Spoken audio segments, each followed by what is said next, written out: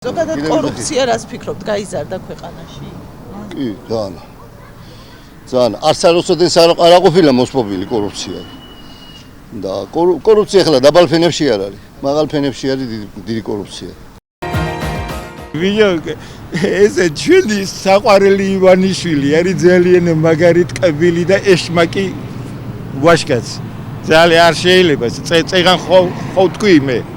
რო ხედა ხალხს მიხედე შეოხერო შვილები გრჩება დიდხან გაცოცხლოს მერთმა შვილები ხო გრჩება მერე რაც უზავენ შენ შვილებსაც სუ ბატონები იქნებიან ჩვენ თავზე ქარიშხალი წამოვა ისევ ესე იყო არ იყო რო დაიბადა კაცი ხო წალეკა ესე წასალეკები ისე მოვა ემაგის დრო შენ რო ხვეტავ ხალხსაც მიხედე შვილო თვალები რად გეხუჭება ტელევიზორში რო უყურებ კაი დიდი შავი მერსედესი და გლეხურად ლაპარაკობ თორე განათლება კი მაგ ძლიერი და მოსდებენ თანაბიჯო ვინე ქურდების დროა გასტუკიანი ქურდების დროა დაო მაგრამ მოვა დრო 500 წელიც რო გავიდეს მაინც მოვა დრო და შვიდობა და ბედნიერება ნამდვილი ადამიანებისთვის დამყარდება გავიჩ ვერაფერს ვეღარ გავუგებ ამ მთავრობას